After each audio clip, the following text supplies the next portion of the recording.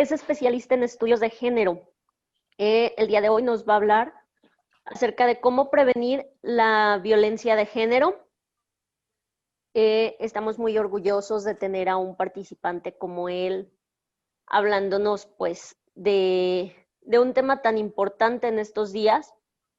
Él está trabajando ahorita activamente con la LAFAC, el Laboratorio de Formación de Activistas LGBT. Y pues, sin más, es un honor tenerlo aquí con nosotros, profesor. Gracias por acompañarnos y por compartir un poquito de lo que sabe.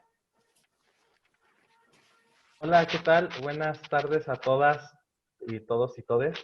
La verdad es que para mí también es un honor estar aquí y estar en este primer día de esta semana, ¿no?, de conferencias, que espero y les augure muchos conocimientos, que a pesar de las circunstancias y de estar en la manera digital, pues podamos intercambiar ideas, ¿no?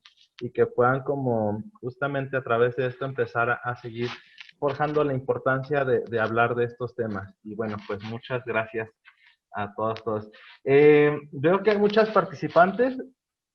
Igual, pues no me gusta como nada más como hablar, igual sí me gustaría invitarles a que si en algún momento alguien quiere participar o quiere como pues hacer intercambio para que no sea nada más como un monólogo, pues bueno. Bueno, como ya lo decían, por ahí, gracias a la maestra María del Carmen, María del Carmen Corte. Gracias, buenas tardes. Y bueno, ¿les parece si comienzo? Creo que desde aquí puedo compartir mi pantalla para la presentación que les traigo preparada el día de hoy. Sí, ¿verdad? Bueno. Tiene bastante. ¿Y esto qué aquí? Hombro, espalda, hombro, abdomen, cardio. Okay, ¿Pierna? no sé si ya lo pueden ver. Creo que por ahí alguien tiene su micrófono prendido. Alexia, tienes tu micrófono abierto. ¿Puede ver? Chicos, les encargo si apagan su micrófono, por favor. Gracias. Ok, bueno, hablar de violencia de género. Primero quise traer estas imágenes, ¿no?, que son de periódicos de La Jornada y El Occidental, donde nos muestran pues algunas cifras de casos de violencia de género, que prácticamente la violencia de género es contra las mujeres, ¿no? También tenemos otra imagen donde también pues se hace una protesta por aquellas mujeres que han sido asesinadas, ¿no?, desaparecidas, y solamente podríamos como verlo en estos términos, ¿no? Pero justamente también les traigo estas imágenes acá, que estuve como buscando, que estuve como tenemos, y yo les preguntaría, ¿no?, si acaso aquí vemos algún símbolo o algún signo de violencia, ¿no?, que se pudiera como interpretar, y no sé si alguien me pudiera como comentar, ¿no?, así como a grandes rasgos, si vemos aquí violencia, ¿no?, como tal, como nos la enseñan. Sí, ¿No? claro. No vemos golpes, ¿no? No vemos moretones, pero es violencia aquí, al fin y al cabo, ¿no? Aquí también, ¿no?, esta otra imagen, ¿no? Igual, no sé, no vemos golpes o no vemos lo que estamos acostumbrados a conocer como tal violencia, ¿no? En estos términos de que decimos, no, pues si no hay golpes, no hay violencia. Y no, la violencia, como vamos a ver más adelante, no es solamente los golpes, ¿no? Y justamente parte de lo que quisiera venirles a hablar, porque cuando me escogieron para hablar de este tema y me hicieron la invitación, yo me cuestioné mucho, ¿no?, si yo de verdad era quien tenía que estar aquí hablando sobre violencia de género por mi posición de hombre, ¿no?, en este sentido de las construcciones sociales y de lo que se genera como este estereotipo del ser hombre. Me lo cuestioné. También lo platiqué con mi directora de tesis de la especialización en estudios de género.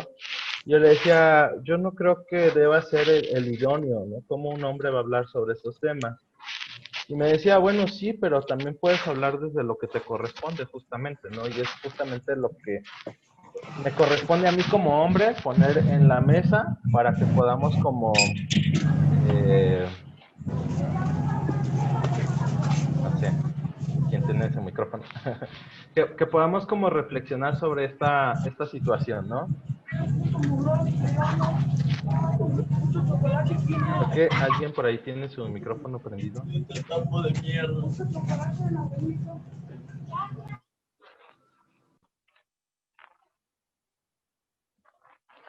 Y bueno, otra de las cosas que yo les preguntaría, ¿no? Es si podemos hablar realmente de violencia de género en nuestro país. Y bueno, según datos del Secretario Ejecutivo del Sistema Nacional de Seguridad Pública y el Instituto Nacional de Estadística y Geografía, INEGI, en nuestro país 10 mujeres son asesinadas diariamente. De acuerdo con la Red por los Derechos de la Infancia en México, REDIM, una de cada 10 feminicidios se comete contra niñas y adolescentes menores de 17 años. En la encuesta nacional sobre la dinámica de las relaciones en los hogares, INDERI, demuestra que las mujeres mayores de 15 años que quedan vivas, el 66% han sufrido algún incidente de agresión física, que sea como el 34%, emocional el 49%, económica el 29%, o sexual el 41.3%, y que lo han sufrido a manos de agresores conocidos o desconocidos, tanto en el espacio privado como en el público. Uno de los más recientes casos que tenemos es el caso de la maestra Jessica González, una chica de 21 años que apenas estaba iniciando su carrera en el magisterio y bueno, también es víctima de esta violencia de género, ¿no? Y yo les preguntaría, ¿no? ¿Realmente creen que sea necesario hablar? Digo, antes de hablar de prevenir, creo que tendríamos que hacernos conscientes de esta situación que estamos viviendo en nuestro país, que además de prevenir, también se tiene que accionar, ¿no? Y se tiene que trabajar, y creo que el gremio de los psicólogos y las psicólogas es muy importante el trabajo para poder como empezar a dimensionar y a reflexionar. Digo, yo en días pasados veía las manifestaciones, ¿no?, que hacían por parte de las chicas feministas, y era terrible, ¿no?, ver comentarios así en los posts, ¿no?, de mismos psicólogas y psicólogas que se pronunciaban de manera violenta en sus comentarios hacia estas demostraciones, ¿no? Que justamente cuando vemos estas estadísticas, cuando vemos estos casos, pues podríamos generar un poco de empatía, ¿no? Y por lo menos entender por qué están tan enojadas las mujeres de tanta violencia que han sufrido, ¿no? Y los asesinatos. Y que a pesar de que pudiéramos decir que a los hombres también nos asesinan, pues bueno, a los hombres no nos asesinan por ser hombres nada más, ¿no? Entonces, de acuerdo a las estadísticas, la mayor causa de muerte o las primeras causas de muerte de un hombre son por choques o accidentes, ¿no?, que normalmente también engloba mucho de la desprotección al hacer nuestro trabajo, o por peleas, ¿no? Pero no somos asesinados por otras mujeres, ¿no? Entonces, por esa cuestión, cuando se pregunten o cuando digan, ¿no?, que también los hombres son asesinados, pues piénsenlo dos veces, ¿no? Y piensen más en las causas de por qué son asesinados. Creo que eso nos daría un panorama un poco más amplio para poder hablar y poder decir este tipo pues de opiniones, ¿no? Y sobre todo informarnos de fuentes confiables. Y entonces, para entender lo que es la violencia de género, creo que primero tenemos que hablar de conceptos como muy básicos, ¿no?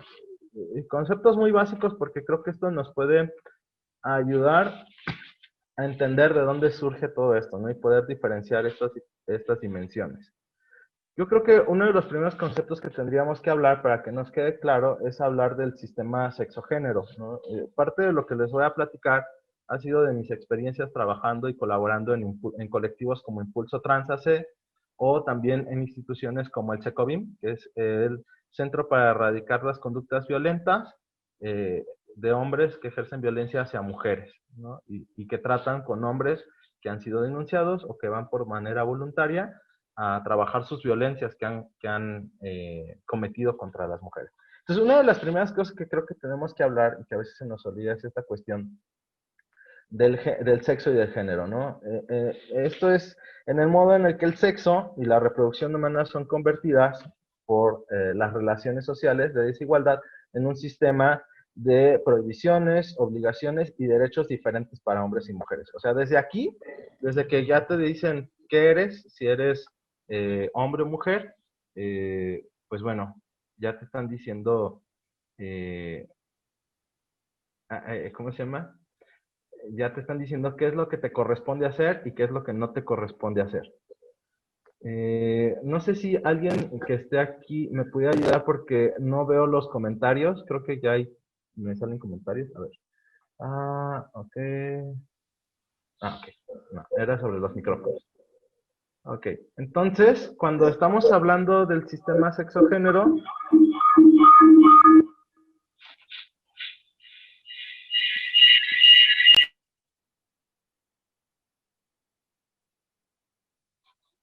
sí, también es distinguir, tenemos que distinguir entre sexo y género, que tiene como finalidad rescatar a las mujeres de lo femenino, es decir, de este ámbito en donde se les había relegado, y poder afrontar este determinismo biológico a favor de la igualdad de mujeres, ¿no?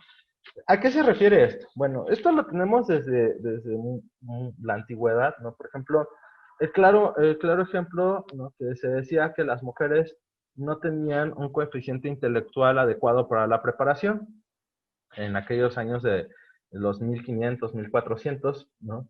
Pero se les olvidaba que en ese entonces las mujeres no tenían acceso a la educación. Entonces, ¿qué pasaba? Solamente por el simple hecho de ser mujeres, porque las mujeres tenían que estar en casa, tenían que cuidar a los hijos, ¿no? Y entonces comparaban, ¿no?, a un hombre que sí podía acceder a la educación, a la preparación, con una mujer que no podía acceder, y entonces por ende decían o concluían en ese entonces que las mujeres no tenían el suficiente coeficiente intelectual que los hombres, ¿no? Este es un claro ejemplo de esta desigualdad que se plantea desde esta cuestión del sexo, ¿no?, de ser hombre, ¿no?, y ser mujer, que en este caso sería ser macho o hembra. Entonces, en la parte del sexo vamos a tener todo lo que son las partes cromosómicas, la genética, la gonadal, los órganos sexuales, internos y externos, las cuestiones hormonales y la cuestión cerebral, ¿no? Ahora. Ay.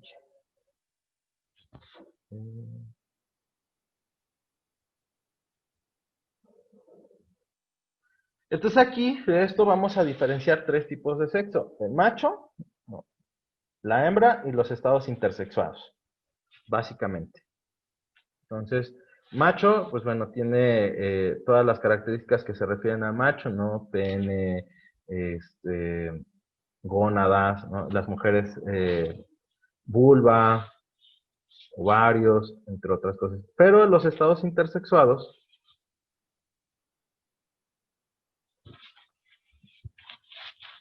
¿sí?, es una condición en la que algunos rasgos sexuales de una persona, ¿sí?, no coinciden con lo que típicamente se ha definido como macho y hembra, ¿no?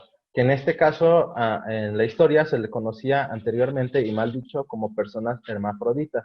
Es decir, cuando algunas de las características sexuales no corresponden con lo médicamente se ha definido sobre la configuración anatómica, genética, fisiológica o hormonal de los sexos macho o hembra, ¿no? Y entonces, en la actualidad, se conocen casi alrededor de 147 casos aproximadamente de estados intersexuados, ¿no? Que es justamente cuando también desde los cromosomas se genera una cadena diferente y empiezan a crear estos estados intersexuados, ¿no? Y aquí es donde entra esta posibilidad de, en algunos lugares se conoce como personas tercer género, no tercer sexo, o en algunos otros espacios, incluso en otras culturas, se les definía como personas de otro espíritu. Entonces,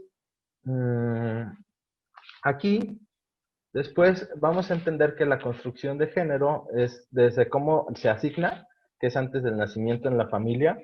¿Qué es lo primero que cuando saben que una mujer está embarazada, qué es lo primero que se les pregunta? Lo primero que se les pregunta es, ¿qué va a hacer? ¿No? O sea, antes de saber si están bien, si están mal, si cualquier otra situación, lo primero que se pregunta es, ¿qué va a hacer? ¿No? Y entonces, aquí empezamos a construir estas categorías sociales, vamos a empezar a hacer estas introyecciones psicológicas, vamos a tener que ir dando estatus, ¿no? Logrando en sí una función a la socialización.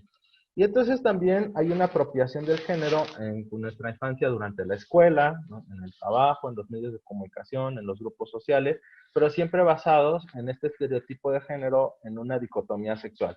O eres hombre o eres mujer, ¿no? No hay otras posibilidades.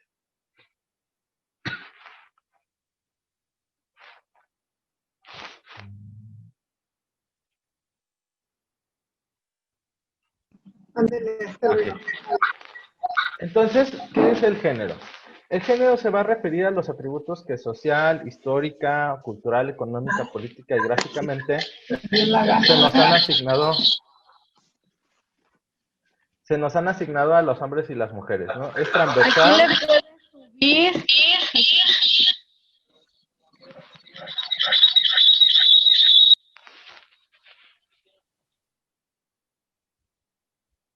Perdón, como les decía, es transversal, atraviesa todo el entramado social y, bueno, también nos dice Burin que en el 2000, que es una red de creencias, rasgos de personalidad, actitudes, valores, conductas y actividades que diferencian hombres y mujeres. ¿Qué quiere decir esto? Por ahí dice también que no es innato, sino que es algo impuesto. Es a través del género masculino, a través de lo que son ¿cómo se llama? Las construcciones sociales que se van haciendo. Entonces, los estereotipos de género tienen que ver con etiquetas, ¿no? Con cargas culturales que impiden y que niegan la diversidad e impiden el desarrollo de la potencialidad de las masculinidades femeninas y las feminidades. Pues para Barragán nos dice que los estereotipos de género no solo contraponen lo masculino y lo femenino, sino que también impiden el desarrollo de la diversidad en el propio concepto de la masculinidad y la feminidad.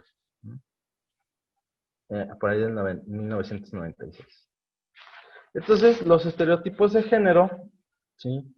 Van a ser estas creencias de las características de los roles típicos que los hombres y las mujeres tienen que tener y desarrollar en una etnia, en una cultura, en una sociedad, y estos se van a construir de manera dicotómica, es decir, lo que se atribuye a un sexo y es negado al otro. Por ejemplo, si nosotros vemos a un niño jugando con un nenuco, como está aquí en la imagen, pues esto no puede ser, ¿no?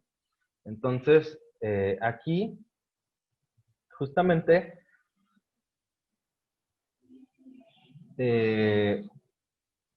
aquí, pues, si nosotras, utilizamos esto para poder educar a lo mejor a los niños, a las niñas, ¿no? En ejercer, por ejemplo, los niños una mejor paternidad, ¿no? De que desde niños utilicemos el juego para poder entender cómo ejercer la paternidad y que no nos dé miedo que jueguen con muñequitos, con nenucos, con carriolas, con la cocina.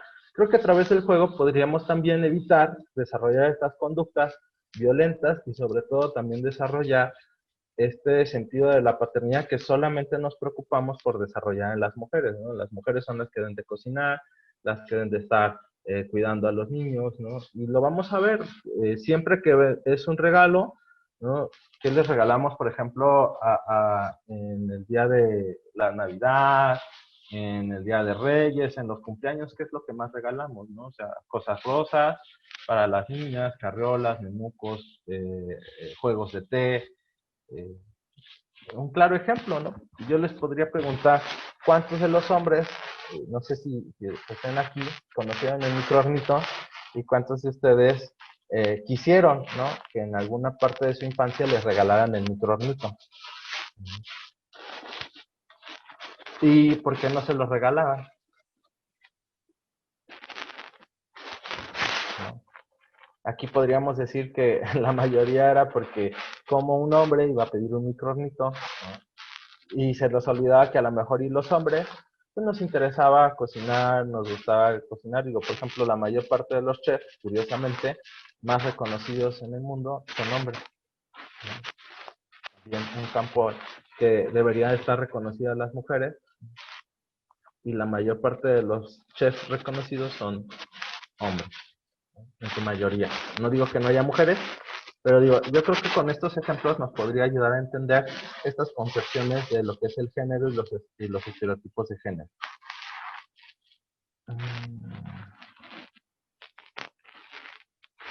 Entonces, esto se va a utilizar para decir, ¿no? O referirse a características que social y culturalmente han sido identificadas como masculinas y femeninas. Es una relación de poder, donde el género masculino es valorado mejor que el género femenino e invisibiliza a otros. Entonces, a partir de estas ideas, ¿no? O estereotipos, se prejuzga a las personas generando actitudes y conductas discriminatorias que vulneran la igualdad, la dignidad de derechos y libertades de toda persona, que pueden derivar en actitudes de violencia. Esto nos dice la CONAPRED por ahí en el 2014, y la violación de derechos humanos de estas personas. Hay que entender que esta parte de la violencia de género también tiene que ver con una violación a los derechos los derechos humanos de las personas. Entonces, para que podamos dimensionar hasta dónde llega esta situación. Entonces, el rol de género son comportamientos basados en la cultura que se van a relacionar con lo que la sociedad permite, valora e impone que hagan los hombres y las mujeres. Van a comprender todas estas expectativas y normas que una sociedad va a establecer sobre cómo deben actuar y sentir una persona en función de su sexo.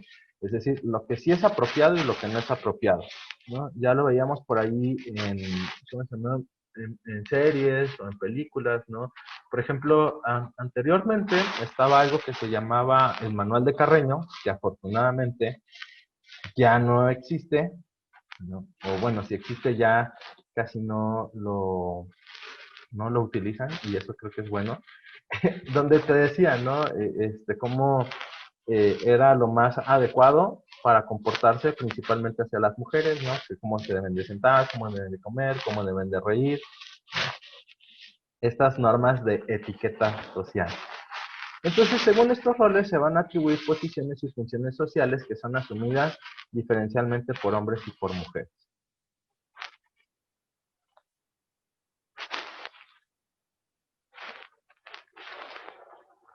Entonces, a los roles femeninos se les van a asignar tareas de reproducción, crianza, cuidado, sustento emocional. Estos siempre van a estar inscritos en el ámbito doméstico o en lo privado. Es decir, la reproducción biológica y las actividades necesarias para la sobrevivencia de las familias, ¿no? La crianza de los hijos, la preparación de alimentos, hacer cuidado de vivienda, y es indispensable para la vida, pero es invisible, que no genera dinero ni bienes, y recae generalmente en las mujeres, ¿no?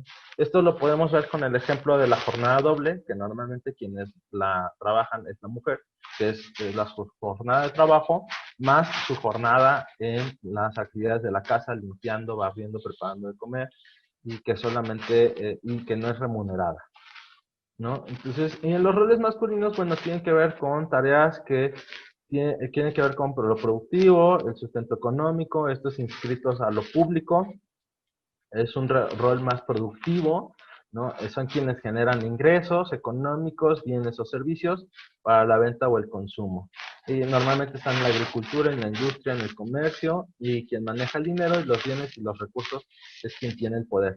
Aunque a pesar de que en la actualidad, por las situaciones del contexto sociohistórico, ya podemos ver que hay una mayor inclusión de las mujeres en diferentes campos, pues podemos seguir viendo que siguen con salarios menos pagados que los hombres, ¿no? Con esta situación de la doble jornada, ¿no? Como principales problemáticas, y siguen siendo desvalorizadas en cuanto a el trabajo que puedan hacer dentro de una empresa, ¿no? Entonces, aquí también, estos son algunos ejemplos, ¿no? De los reforzadores de cómo nos construyen socialmente estos roles de género, ¿no? Incluso de las princesas, de los comerciales de lo que anuncian para cosméticos, perfumes, ¿no? De incluso si un hombre plancha, incluso la misma religión, ¿no? De cómo debemos de hacer. Y entonces de aquí, justamente como lo había mencionado antes, nos pasamos a lo que es el concepto de violencia. Anteriormente ya hemos dicho que los estereotipos y el prejuzgar y tener como ciertas concepciones de las personas, prejuzgándolas, esto nos genera algo que nos hace generar actos violentos hacia las personas. Es así como la violencia nos dice que es toda conducta o amenaza que se realiza de manera consciente y que causa daño físico, psicológico, sexual y económico, ¿no? Se va a conocer como violencia de género al maltrato que ejerce un sexo hacia el otro y que puede ser de hombre hacia la mujer y viceversa.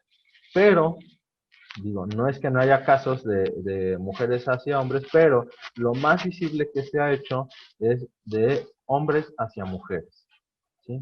Entonces, de acuerdo a la Organización Mundial de la Salud, por ahí en el 2002, define la violencia como el uso deliberado de la fuerza física o del poder, ya sea en grado de amenaza o efectivo, contra uno mismo, otra persona o un grupo o comunidad, que cause o tenga muchas probabilidades de causar lesiones, muertes, daños psicológicos, trastornos del desarrollo o privaciones. Esto es lo que es el concepto de violencia. Entonces, cuando hablamos de violencia, vamos a ver que hay diferentes tipos de violencia: patrimonial, física, psicológica, sexual y económica. Entonces, aquí básicamente la física, a grandes rasgos, ¿no? Es el uso de la fuerza física, algún tipo de arma, objeto que provoca, controlar bienes e ingresos, obligar a la relación u observación de prácticas sexuales. Tenemos por ahí también el abandono, ¿no? Que es acto de desamparo injustificado hacia uno o varios miembros de la familia, o la psicológica, que es la humillación, insultos, celos, infidelidad, indiferencia y marginación. Entonces, cuando hablamos de tipos de violencia, vamos a adoptar la tipología, aunque es importante aclarar que existen otras propuestas para calificar las formas de la violencia. Estos tipos de violencia, según el DIN Mujeres, que a su vez los acuñan con base en tratados internacionales como la CEDAW, que es la Convención para la Eliminación de las Formas y Discriminación hacia las Mujeres, en la Asamblea General de las Naciones Unidas en 1979, la ratifica en México en 1981 y la Convención de Belém do Pará en Brasil en 1994, ratificada en México en 1998. Entonces, como ustedes pueden ver, esto no es nada nuevo. O sea, no es algo que sea, que se esté sacando como de la manga, ¿no? O que estén como viendo por algo que apenas salió, sino que ya tiene tiempo y esto ha generado molestia, ha generado enojo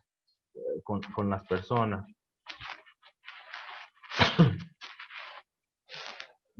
Principalmente de las mujeres.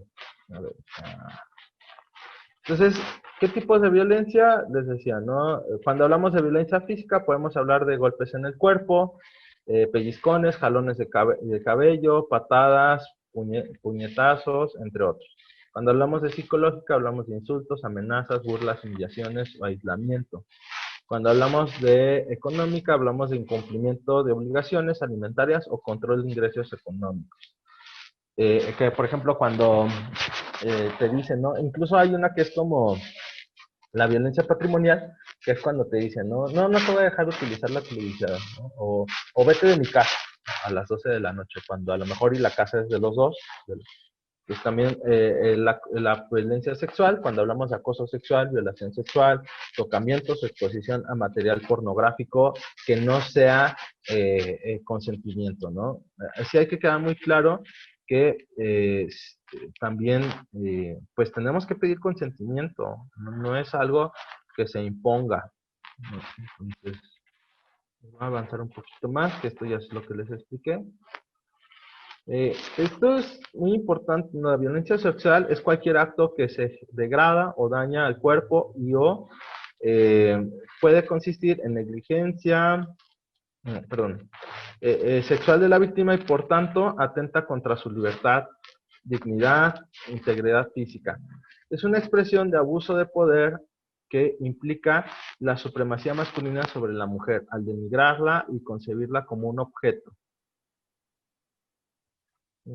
Esto es en el Mujeres en el 2007. Entonces también aquí podemos tipos de violencia, ¿no? La violencia simbólica, hay violencia directa, violencia estructural, violencia cultural. Este sería como el triángulo de la violencia de Johan Galtung, que la violencia es un iceberg en el cual solo asoma y es visible una parte, ¿no? Que es la violencia directa.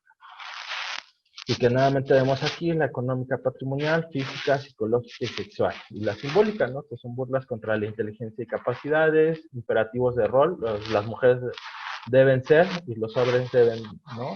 Los clichés sexuales, el control del dinero y permiso para comprar, ocultar ingresos o bienes, prohibir trabajar, pegar, empujar, jalonear, patear, cachetear, arañar, insultar, extorsionar, humillar, aislar, los celos extremos, vigilar, ¿no? También por ahí la presión, exigir prácticas indeseadas, es decir, tener sexo con otras personas, usar objetos, negarse o usar condón, ¿no? Esto también es, si yo lo pido y la pareja no lo utiliza, pues de cierta manera es violencia sexual porque está agrediendo, ¿no? mi derecho a cuidar mi salud sexual. Entonces también prohibir usar métodos anticonceptivos, tocar sin consentimiento y la máxima expresión pues es la violación. Entonces, en la Ley General de Acceso a las Mujeres a una Vida Libre de Violencia, nos dice que la violencia contra las mujeres es cualquier acción o omisión basada en su género, ¿sí? Que les cause daño o sufrimiento psicológico, físico, patrimonial, económico, sexual o la muerte, en tanto en el ámbito privado como en el ámbito público, ¿no? Que normalmente lo vemos que una de las principales características de los feminicidios es que dejan los cuerpos expuestos de las mujeres sin ropa, ¿no? Característicamente con las piernas abiertas, ¿no? Con la parte de los senos descubiertos, que es como, que esto como lo hacen como muy público, ¿no? Entonces, la violencia contra las mujeres va a ser es un acto sexista, que va a producir cualquier tipo de daño físico, psicológico, emocional, y sobre todo, esto es en cualquier contexto, ¿no? No puede ser con mi compañera de la escuela, como compañeros de trabajo, ¿no? En la familia, que casualmente, en los números que se dice, principalmente quien ejerce violencia con las mujeres es de familiares, ¿no? Las personas más cercanas. Todos los tipos de violencia contra las mujeres no hay ninguno que sea menor, ¿no? Todos son consecuencia de la discriminación que las mujeres van a sufrir a través de las leyes o la práctica y persisten por razones de género. Entonces, la violencia contra las mujeres es todo acto de violencia basado en la condición de la mujer que tenga o pueda tener como resultado daño o sufrimiento físico, psicológico, sexual, o la privación arbitraria de la libertad, tanto si produce en la vida pública como en la vida privada, ¿no? Este es en el artículo número 11 de la Ley de Acceso a las Mujeres a una Vida Libre de Violencia. Entonces, por ahí, en 1993, en la Asamblea General de la ONU, la ONU aprobó la Declaración sobre la Eliminación de la Violencia contra la Mujer. En esta declaración se reconoció que la violencia contra la mujer constituye una manifestación de relaciones de poder históricamente desiguales entre el hombre y la mujer, que han conducido a la dominación de la mujer y a la discriminación en su contra por parte del hombre, e impedido el adelanto pleno de la mujer, y la violencia contra la mujer es uno de los mecanismos fundamentales por los que se fuerza a la mujer en una situación de subordinación respecto al hombre, ¿no? Es decir, esto lo manejan como que siempre la mujer debe estar abajo del hombre, ¿no? Debe depender de mí, es mi propiedad, ¿no? Es mía, ¿no? Estas cuestiones y estas ideas creo que nos podrían quedar como un poco más claras, ¿no? En nuestra práctica diaria de poder, cómo poder establecer estas relaciones de poder. Entonces, ¿cuáles serían los diferentes tipos de maltrato? Bueno, puede ser degradación, es decir, pues tú eres menos que yo, tú ni estudiaste, yo gano más que tú, cómo tú puedes ganar más que yo, ¿no? Cosificación, que es como tratarla como un objeto sexual, nada más. Es decir, solamente sirve para tener hijos o para tener relaciones sexuales. La intimidación, ¿no? A través de la violencia, la sobrecarga de responsabilidades, esto lo vemos con la parte de la doble jornada laboral, la privación, cuando, por ejemplo, cuando estamos en el noviazgo, ¿no? Y decimos, ay, no, es que, ¿por qué le hablas a ese chavo, no? No, pues es que es mi amigo, ¿no? No, pero es que ya no quiero que le hables. ¿Pero por qué? Si es mi amigo, ¿no? No, pues es que es hombre, ¿no? Y no sé qué quiera contigo. Pues no, o sea, no pueden privar de poderse relacionar con las personas, ¿no? También la distorsión de la realidad subjetiva. Aquí, esto es muy interesante porque es cuando, por ejemplo, le decimos a las mujeres, ¿no? Que estamos como discutiendo y estamos como en una pareja y decimos, ah, no es que tú estás loca, no es lo que tú viste. O sea, a través de darle esta validación de que no está bien en su salud mental, ¿no? Estamos validando que ella es menos que yo y que no tiene una percepción real de las cosas, ¿no? A pesar de que tengan las evidencias y a pesar de que yo estoy consciente como varón de que la estoy engañando, de que estoy siendo infiel o de que estoy siendo, eh, pues, grosero, ¿no? Violento. Estrategias defensivas y violencia física. Entonces, aquí agregué esto porque justamente es pensando en que a lo mejor me pudieran como decir, oye, Sebastián, ¿y se puede hablar de la violencia de los hombres? Pues no es muy común, ¿no? Hablar sobre esta violencia ejercida de los hombres en una pareja, pues ya que históricamente en torno a la figura masculina se ha marcado un estereotipo que caracteriza por la fuerza física, la insensibilidad y que es muy diferente como la mujer, ¿no? Como esta parte, el control de las emociones, el no llorar, el siempre es el fuerte, el que se aguanta, el proveedor. La verdad es que sí es, no digo que no exista, pero es más difícil porque justamente nos educan para no hablar de lo que pasa en nuestra vida personal. Nos educan para no establecer vínculos afectivos y para no hablar de estos mismos vínculos afectivos, que creo que sería uno de los mayores problemas, ¿no? El por qué no se visibiliza. También cabe destacar que la violencia en una relación se entiende por cualquier agresión física, psicológica, mental y sexual con el fin de mantener el control sobre la otra persona. ¿Y a quién le enseñan a tener el control de la otra persona? Pues básicamente pues a los hombres, ¿no? También va a comenzar con cualquier comentario incómodo, después de un jaloneo, que al principio puede parecer un juego entre ambos. Conforme pasa el tiempo, la situación puede llegar a ser más grave. Y entonces, ¿por qué el hombre no denuncia? Bueno, pues no denuncia porque no hay apoyos jurídicos, porque no tiene, por la falta de recursos para el hombre maltratado, ¿no? Falta problemas de credibilidad, miedo al ridículo, mostrarse sometido débil, puede generarse sentimientos de humillación y creencias en torno al maltrato. Entonces, si ustedes se fijan, fíjense bien las cosas por las cuales, si pudiera hablarse de la violencia, ¿no? Hacia hombres, ejercidas por mujeres, pues bueno, de entrada también estamos como bien jodidos, porque pues tampoco podemos hablar de esto, ¿no? Nos interesa más mantener nuestra figura de macho, ¿no?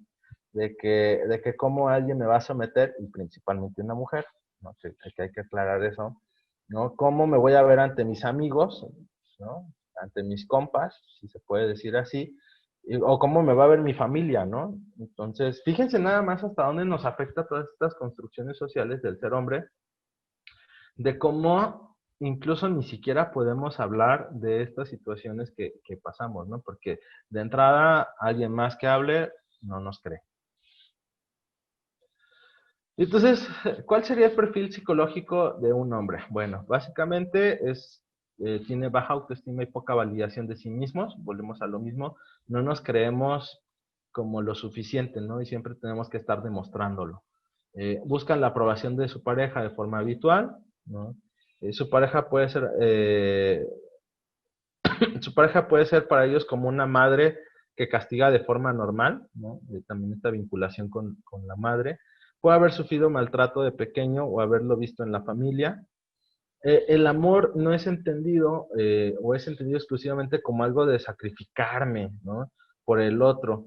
Es decir, se puede entender que el querer al otro o a la otra implica a veces sacrificios, implica darse, pero el matiz es, más que darse, es como cuidarse, ¿no? Es como, yo todo lo doy, yo me parto el lomo, ¿no? Para darte todo, pero pues, espérate, ¿no? O sea, a lo mejor no es necesario todo eso. No, no tendrías por qué estarlo diciendo de todo el sacrificio que haces, porque a lo mejor y también es parte de que en vez de eso te cuides y trates de cuidar la relación y compartas, ¿no?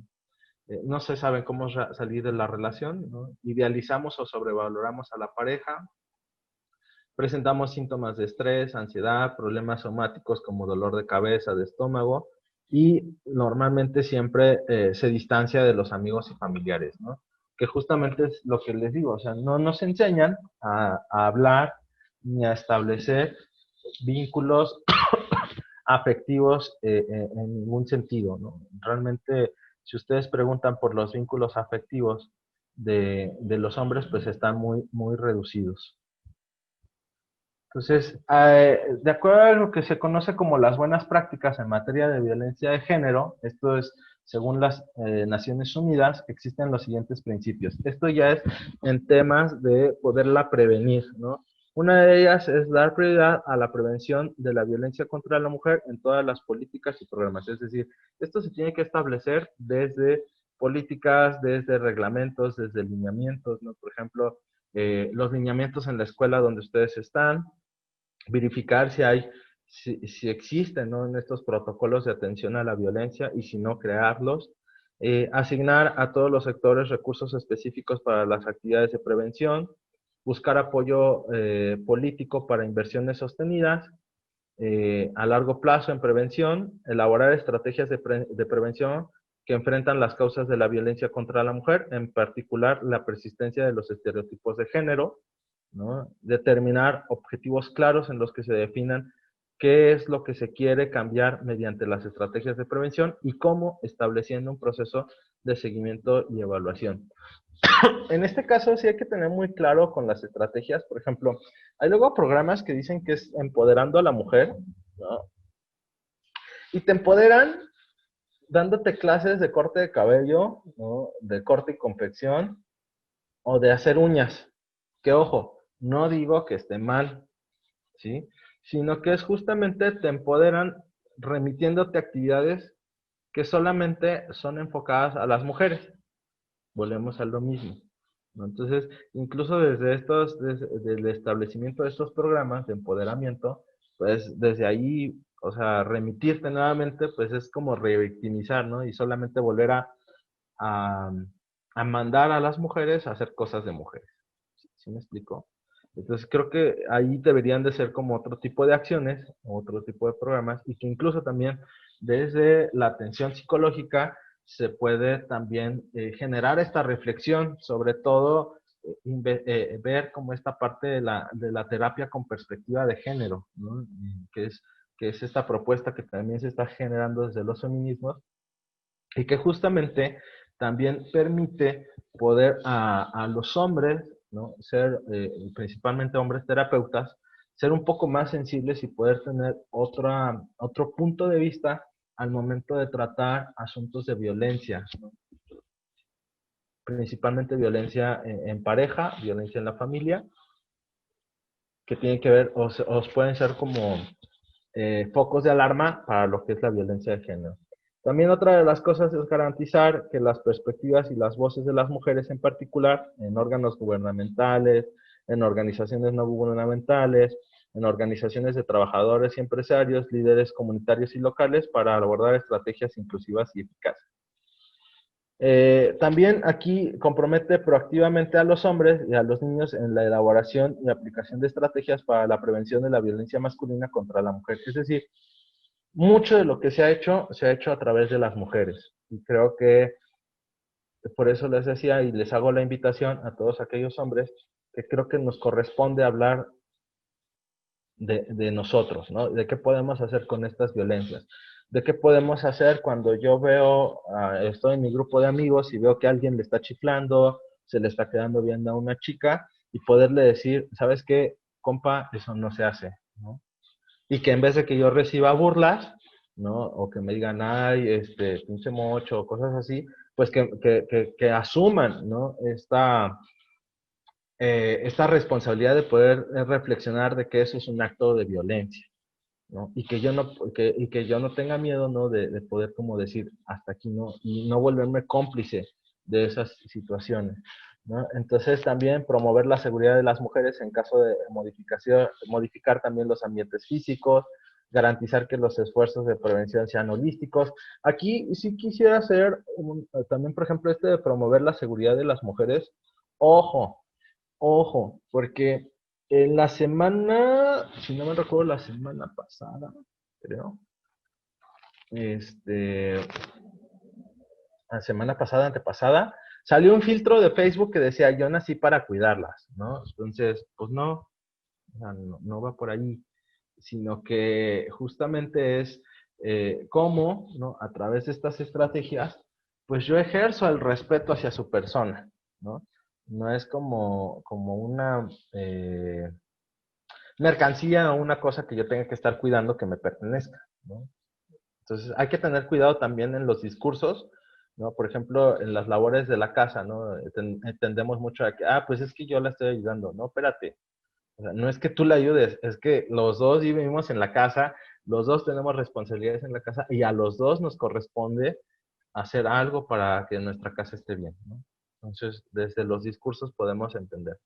Otra de las opciones que manejan, y lo manejan el modelo del SECOVIM, que es justamente el Centro para Erradicar las Conductas Violentas hacia la mujer, que hombres ejercen hacia la mujer, es la terapia del reencuentro, ¿no? Que es una metodología de trabajo con grupos y personas cuyo objeto amplio es construir relaciones de paz, esto es, mejorar la coexistencia mediante la exploración de autoconocimiento, es decir, la línea que busca profundizar en la aclaración del quiénes somos, fortaleciendo los procesos de vinculación afectiva, respondiendo al cómo se nos influye e influimos y en cómo somos finalmente.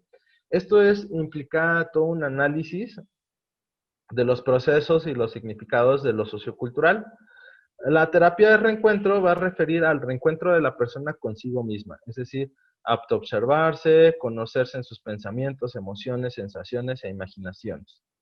Reencontrarse como persona, con un cuerpo, ¿no? Sexuada, integrada en el erotismo como un eje de crecimiento personal, no de miedo ni de daño, ¿no? Es reencontrarse entre los sexos, abordar la dicotomía y la jerarquización que se hace de las personas y buscar un espacio de comunicación y diálogo, es decir, reencontrarse entre las culturas, ¿no? Ya que se abordan también los procesos culturales genéricos que nos afectan y se aprende también a reconocer la diversidad como fuente de desarrollo, ¿no? Esta sería otra opción para poder como prevenir la violencia de género, que esta está basada en lo que se trabaja en el SECOVIM, ¿no?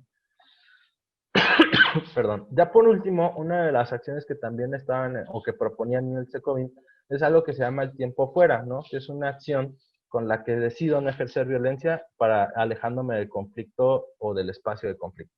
Primero, una de las cosas del tiempo fuera es que se hace una señal que se acuerda con la pareja.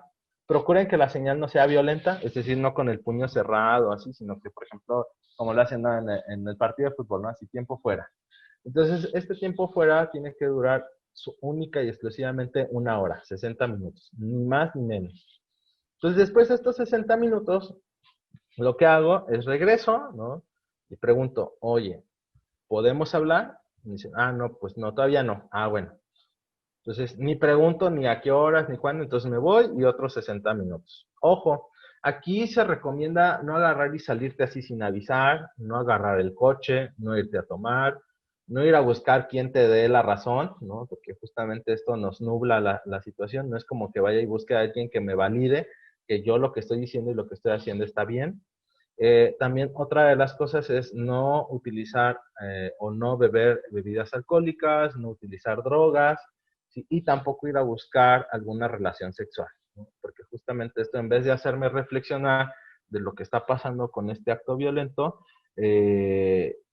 pues me ayuda obnubilarme y seguir creyendo que yo tengo la razón. Entonces, lo que me va a permitir ese retiro momentáneo no es evadir o ignorar el conflicto, sino darme un espacio de tiempo para reflexionar, clarificar mis ideas, contactar con mis sentimientos e identificar las señales de mi cuerpo, así como los servicios que voy a estar demandando en ese momento en la situación y las autoridades de donde las cuales la estoy actuando, es decir, desde dónde estoy pidiendo lo que estoy pidiendo, ¿no? Aquí, por ejemplo, si ustedes pueden ver, están los teléfonos del Secobin, está el correo, por si gustan ir, ahí los pueden atender, existen de manera voluntaria, ¿no? Creo que es un espacio único donde se puede atender a hombres que ejercen violencia con mujeres, pueden ir de manera voluntaria, no se esperen a que sean denunciados. Entonces, pues bueno, creo que es importante que podamos como trabajar desde aquí. Y es muy interesante cómo se trabaja en el Secobin, sobre todo para que hacernos consciente y empezar a generar estos vínculos y generar otro tipo de cómo ejercer mi masculinidad, ¿no? Y pues bueno, de mi parte, pues sería todo. Espero que les haya gustado. No sé si haya sesión de preguntas.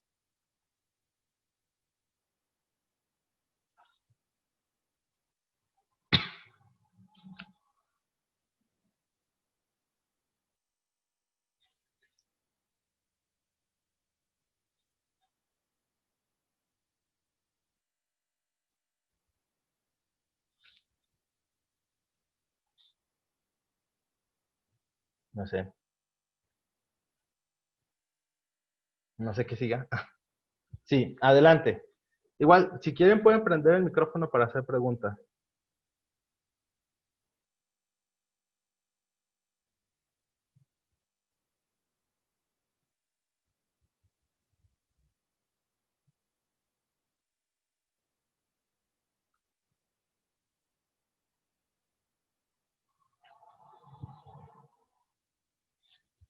Yo creo que sí. Ah, no sé.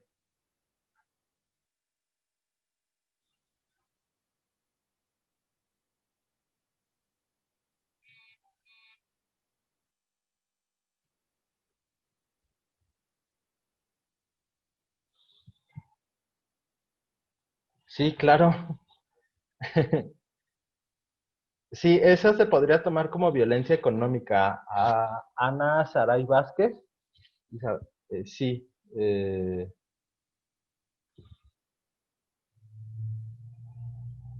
ok, bueno.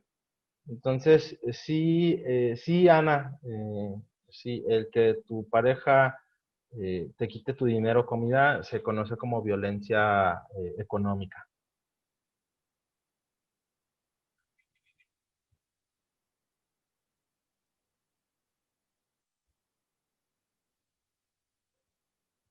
No sé si alguien más tenga otra pregunta.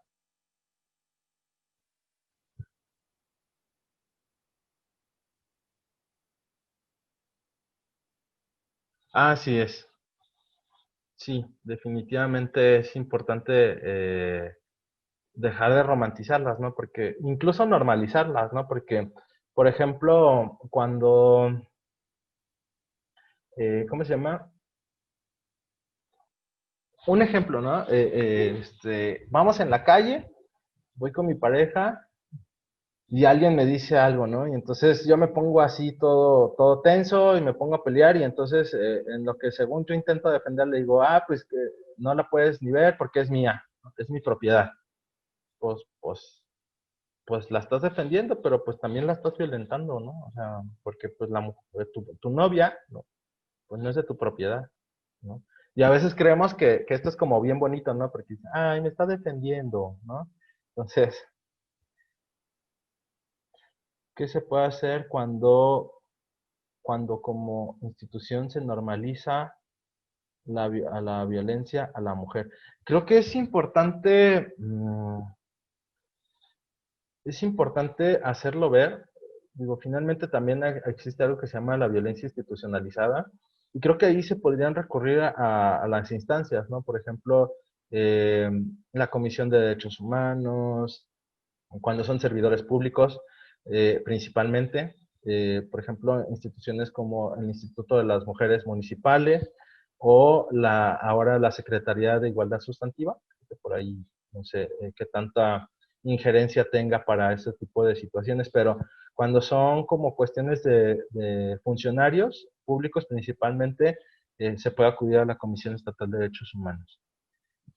¿Qué tanto la violencia física es causada por el machismo?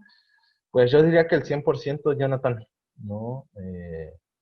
Digo, no le hay otra explicación a cómo tú puedes agarrar y golpear a alguien que dices querer, ¿no? La única manera es porque quieres demostrar que no es más que tú. O sea, por más molesto que puedas estar, creo que no recurrir a golpes, ¿no? Para demostrar que puedes tener o no la razón, pues no creo que sería como la manera, ¿no? Y es lo mismo que les comentaba en una situación. Como no nos enseñan a trabajar nuestras emociones, pues nos enseñan a trabajar la ira, ¿no? Por ejemplo, no sé si a ustedes o a sus papás, pregúntenles, ¿no? Cuando se peleaban, ¿qué era lo que hacían? ¿No? Normalmente cuando un hombre se pelea, se le festeja, ¿no? Y lo primero que se le pregunta es, ¿y ganaste? ¿No? Como si fuera forma de demostrar qué tan hombre es. Entonces, pues bueno. No sé si estoy respondiendo sus preguntas y si les estoy aclarando, ¿cómo se llama? ¿Cómo se llama? Sus dudas. Elena Vargas, desde su postura, ¿cuál es su opinión respecto al movimiento feminista y su forma de manifestarse? Creo que aquí sí lo tengo que dejar claro. Creo que como hombre yo no puedo generar una postura ni una opinión, porque no son situaciones que yo vaya a vivir o que me puedan como eh, em, que yo pueda como a generar como toda esta comprensión de toda la rabia que pueden llegar a sentir, ¿no? Creo que si me lo preguntan a mí personalmente, si me faltara o violentaran a mi madre, a mi hermana, ¿cómo se llama? Eh, ¿Cómo se llama? O algo así, creo que yo me sumaría y también quemaría todo, ¿no? Dice,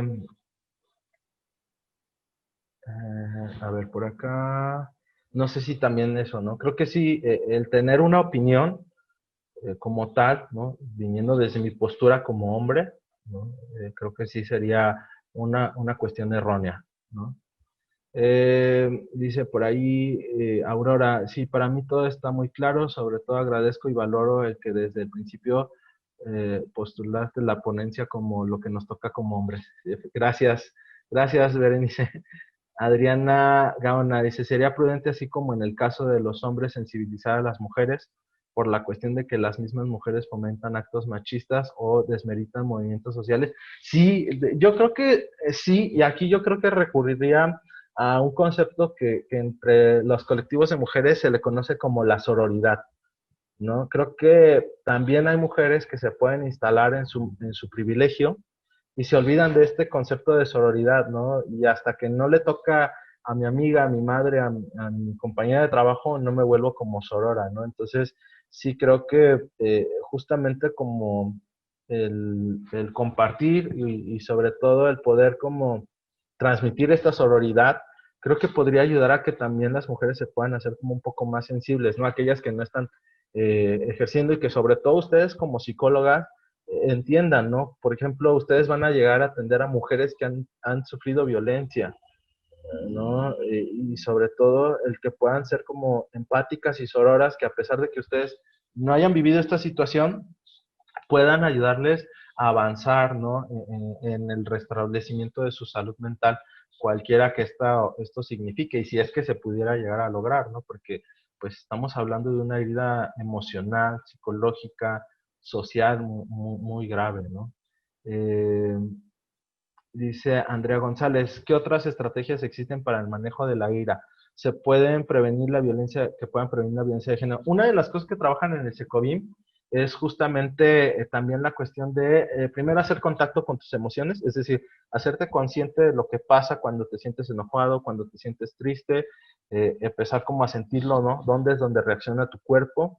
Las meditaciones también es muy buena, ¿no? O sea, hacer respiración, cuando te sientes, una vez que ya te haces consciente de tus emociones y de tus reacciones corporales, empezar a hacer estas meditaciones también eso ayuda mucho. Dice Jairo Alejandro Preciado, sería importante normalizar este tema y que se lleve a todas partes, más veo que no se menciona en muchos espacios. ¿Qué hacer para normalizarlo? Más bien dicho, para tocarlos. Y bueno, como hombre creo que es importante alzar la voz en defensa de cualquier tipo de violencia. Sí creo que sería importante y creo que les tocaría a ustedes justamente llevarlo, hablar de espacios, crear espacios hechos por hombres para hablar de situaciones de los hombres, ¿no? Y sobre todo que no sean un ejercicio de complicidad, ¿no? Creo que sí, sino en un ejercicio más de hermandad, ¿no? De poder como forjar estos vínculos donde no voy a juzgar ni a señalar a la persona, sino que voy a ayudar en esta socialización de las violencias para poder como generar estas reflexiones, ¿no? De en dónde estamos fallando, ¿no? Lo que les decía, el claro ejemplo con el grupo de amigos, ¿no? Estamos en la calle, vemos pasar a una chica y todos empezamos a chiflarle en vez de agarrar y decir, ¿sabes qué?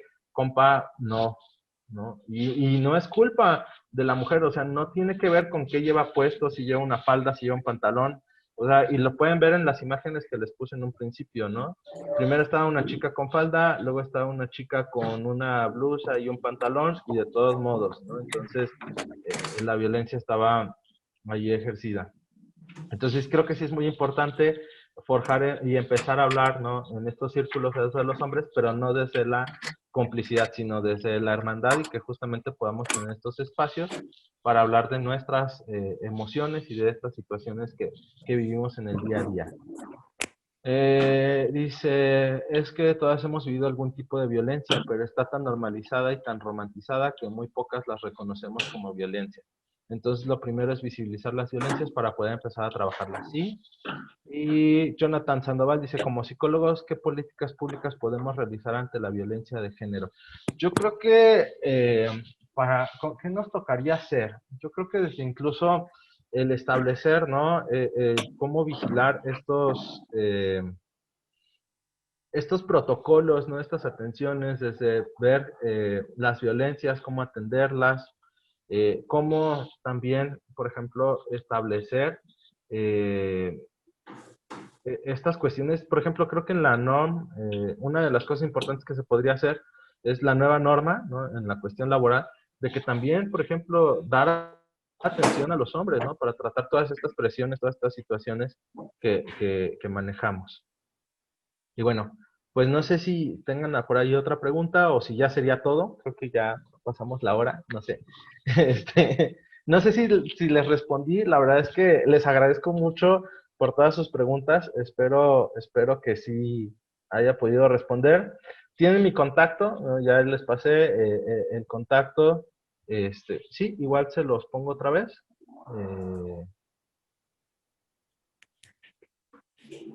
Aquí está, es mi teléfono y mi correo, ahí pueden escribir.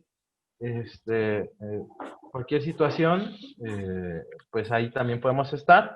Y pues agradezco mucho el comité organizador, a Aurora Berenice también por la invitación. La verdad es que sí es importante abrir estos espacios.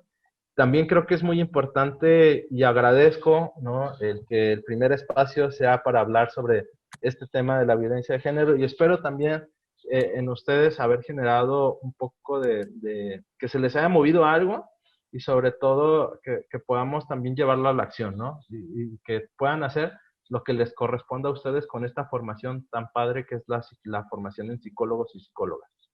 Y pues bueno, no sé si la anfitriona va a decir algo, no sé. Dicen por acá, todo me quedó claro, muchas gracias por la información y por acercarnos información que nos compete como psicólogos, gracias. La información me quedó claro, gracias. No, gracias a todos y todas quienes estuvieron aquí. Entonces, ahí tienen mi contacto. Muy bien. Creo que lo voy a quitar para ver el chat.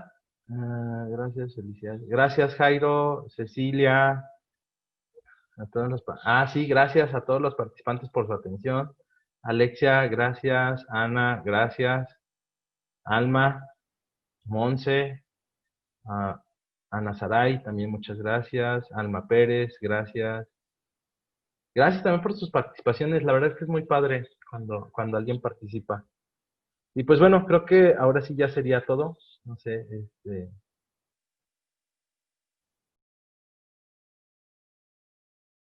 Ya me abrieron. Pues te agradecemos muchísimo que hayas estado el día de hoy con nosotros. A nombre de la Universidad de Guadalajara, a nombre del comité organizador, te agradecemos que hayas estado en este ciclo de conferencias por más y mejor salud mental. Y bueno, te enviamos tu constancia por correo en breve.